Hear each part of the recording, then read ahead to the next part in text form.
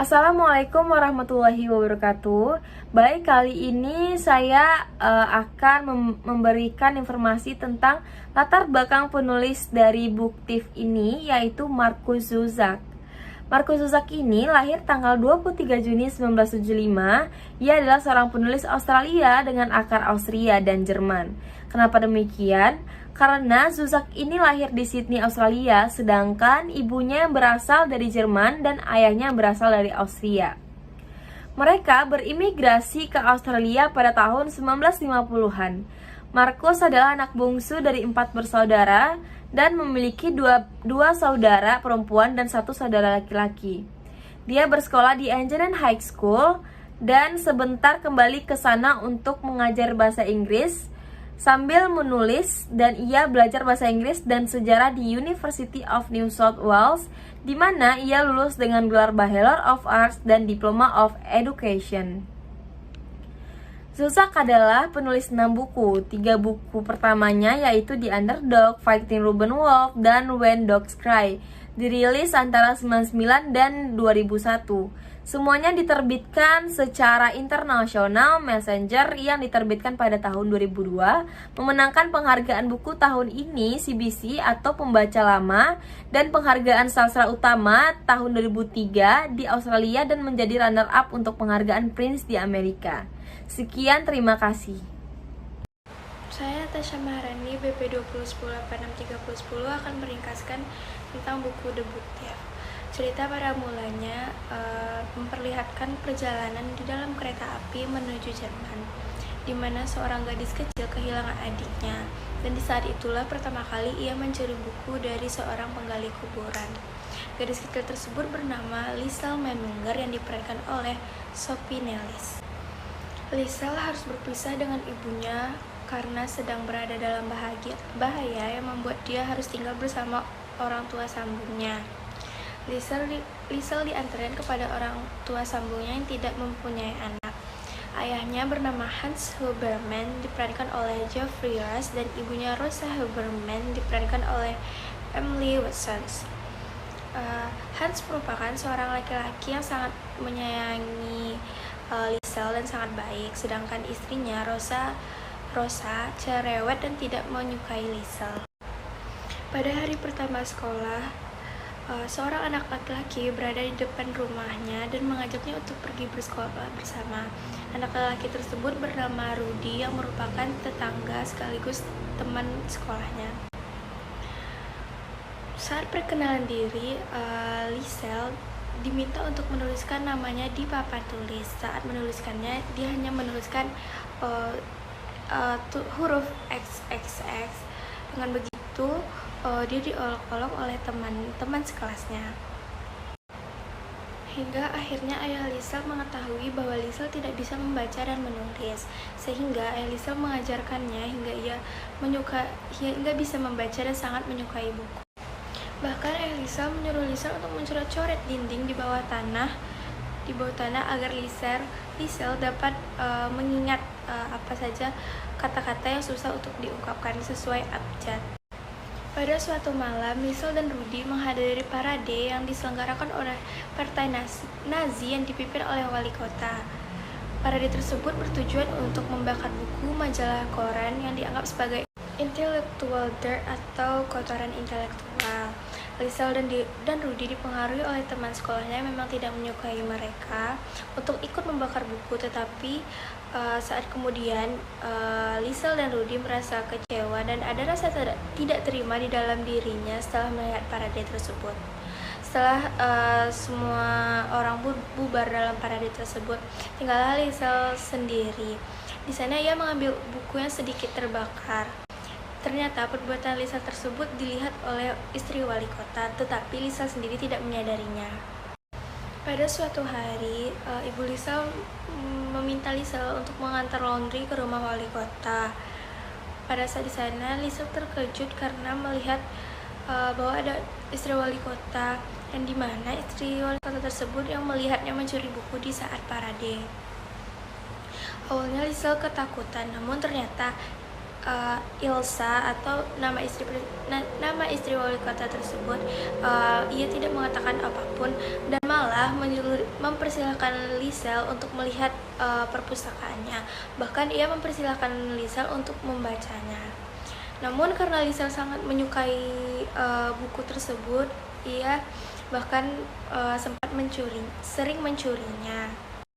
Lisel mencuri buku karena menurut Lisel, buku merupakan tempat ternyaman dan temannya yang mampu mengobati rasa gundah dan dapat menemaninya di saat kesepian.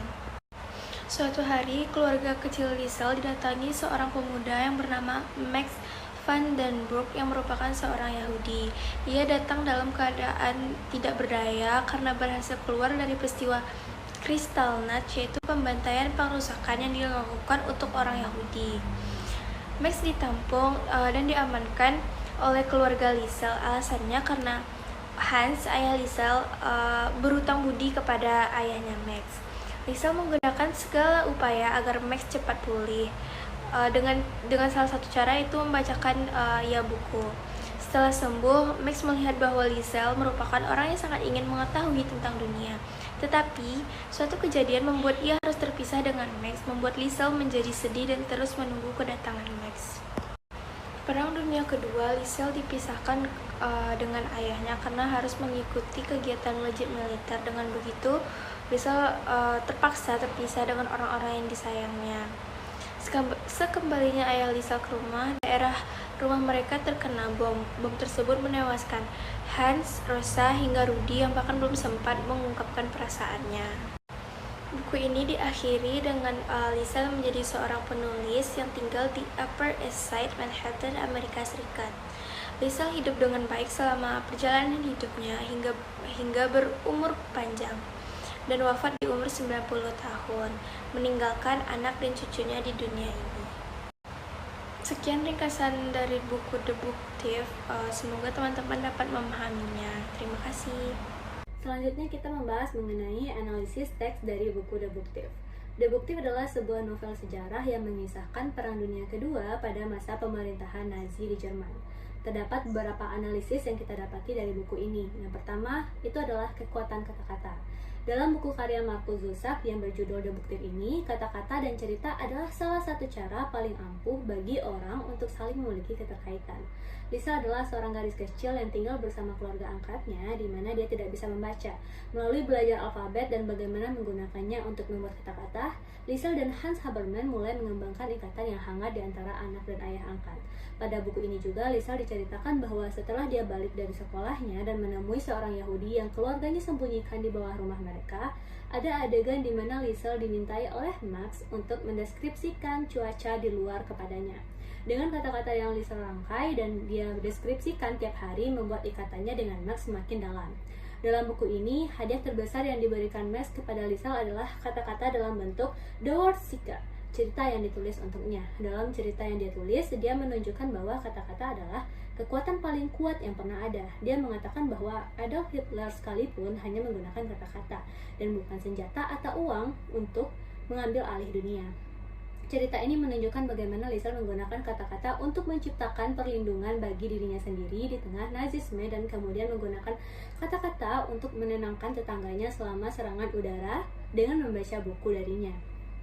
Kemudian adanya simbolik yang menjelaskan terkait kebaikan dan kekejaman manusia. Hans Haberman mencoba membantu seorang Yahudi lemah yang menderita kelaparan dan kekurangan. Hans membawanya melintasi kota menuju Dachau. Hans mengulurkan tangan kepadanya dan memberinya sepotong roti. Namun salah satu tentara Nazi tanpa ampun mencambuk Hans dan pria Yahudi itu. Sebuah tindakan kekejaman besar yang diperparah oleh fakta bahwa itu terjadi sebagai tanggapan atas kebaikan Hans. Yang ketiga adalah membaca dan menulis. Kita melihat bahasa, tulisan, dan membaca disajikan sebagai simbol ekspresi dan kebebasan di seluruh novel.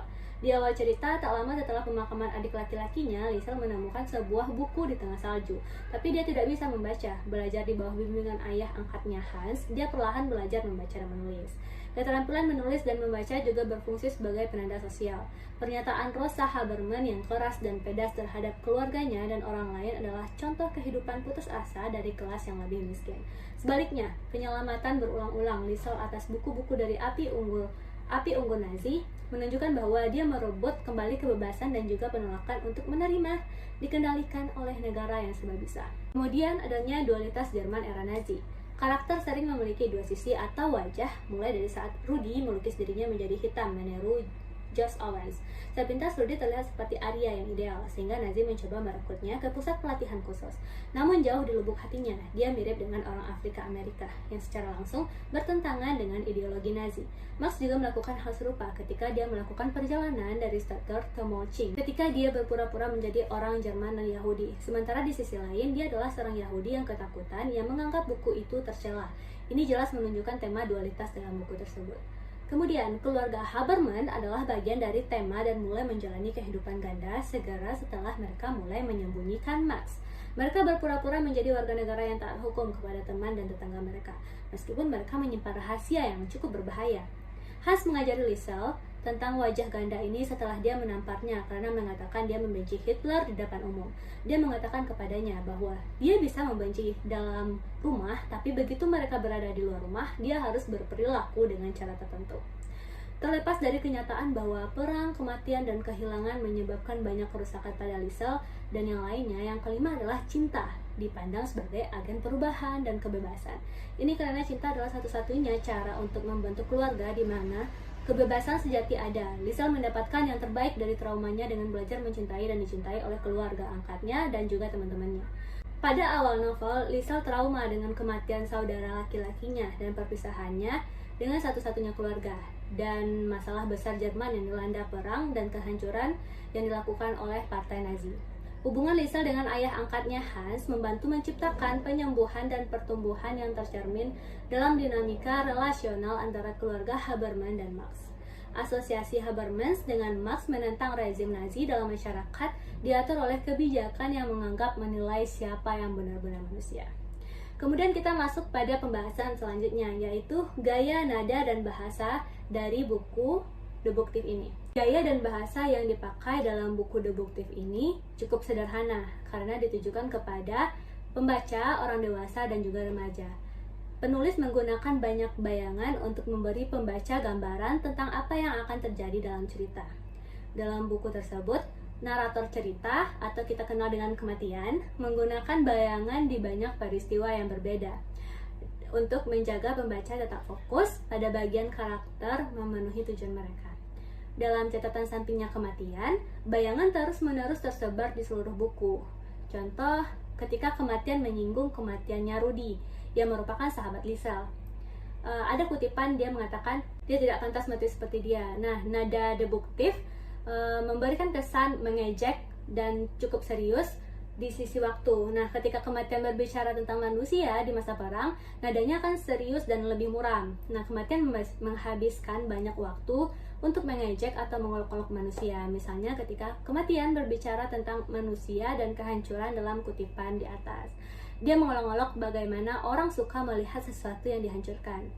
Dalam buku ini juga kita melihat begitu banyak bahasa kiasan yang digunakan. Ini adalah pilihan kata yang jelas dan merangsang yang digunakan penulis untuk menambahkan warna dan makna dalam karyanya. Dalam buku, kita juga bisa melihat banyaknya persamaan, metafora, hiperbola, dan personifikasi. Bahkan yang kita analisis tadi, kematian itu sudah dipersonifikasikan oleh sang penulis. Baiklah, Assalamualaikum warahmatullahi wabarakatuh. Perkenalkan, nama saya Ralfi Reza Deksa, nomor BP 2010863020. Saya akan melanjutkan yaitu materi ketiga tentang analisis simbol dari buku deduktif menggunakan simbol secara luas, karena ini bukan hanya cerita tentang seorang gadis kecil. Ini adalah sebuah novel sejarah penting yang menyelidiki penderitaan orang-orang yang tinggal di Jerman selama Perang Dunia Kedua. Kisah ini memiliki banyak pelajaran, terutama dalam kefanaan, kebaikan, serta cinta, dan simbol-simbol mewujudkan semua ini. Seperti contohnya roti. Roti memberi roti di mana saja adalah tanda perhatian dan kenyamanan. Ini adalah simbol empati dalam cerita dan itu ditunjukkan dengan jelas oleh Max ketika dia menawarkan roti kepada orang Yahudi yang lemah saat mereka berbaris ke kamar gas. Akordeon dalam novel diwarisi oleh Hans Huberman dari ayah Max selama Perang Dunia ke-1 dan menjadi bagian dari identitas Hans. Dia bermain secara teratur kepada orang-orang di sekitarnya untuk memberi mereka kenyamanan. Dia memainkannya selama masa-masa sulit untuk memberikan kenyamanan dan perhatian kepada mereka yang mendengarkannya. Contohnya adalah ketika Liesel menyadari bahwa ibunya tidak akan kembali lagi, dan ketika dia pertama kali datang ke rumah mereka. Yang ketiga yaitu buku. Buku dalam sumber kenyamanan bagi Liesel dan kemudian Max ini adalah simbol utama lainnya dalam The Book of Thieves. Dan itu adalah sumber transformasi Liesel dari seorang gadis lemah menjadi seorang wanita muda yang berdaya. Dia mengembangkan hubungan yang baik dengan buku ketika dia belajar membaca dan menulis, dengan demikian mendapatkan kekuatan yang dia butuhkan dari buku. Kekuatan ini membantunya untuk mengembangkan karakter yang kuat, dewasa secara emosional, dan menjadi lebih baik dan lebih pengertian kepada orang-orang di sekitarnya. Materi yang keempat yaitu kelebihan dan kekurangan buku itu. Yang pertama, saya bacakan kelebihan buku terlebih dahulu. Sebagaimana yang dipaparkan pada pembahasan sebelumnya, buku ini disajikan dengan banyak penggunaan kiasan sebagai bahasa untuk memperindah buku. Buku The Book Thief karya Markus Zusak juga ditampilkan dalam bentuk sederhana dan penggunaan kata yang cukup bisa dimengerti pembaca. Selain itu, buku ini juga memiliki nilai-nilai moral yang baik, sehingga bisa merefleksasikan diri kita ke arah yang positif sebagaimana yang telah dipaparkan sebelumnya. Yang kedua yaitu kekurangan buku. Secara umum, buku ini diterjemahkan ke dalam bahasa Indonesia sehingga pembaca benar-benar harus mampu memahami bahasa asing atau bahasa Inggris sebagai bahasa yang digunakan dalam buku ini. Susunan buku yang tidak seperti novel-novel di Indonesia sedikit akan membingungkan pembaca. Bagian mana inti cerita dengan tambahan isi penulis dalam menyusun buku ini, karena buku ini menceritakan tokoh utama melalui sudut pembaca pengamat kematian. Akan sedikit mengurangi sense pembaca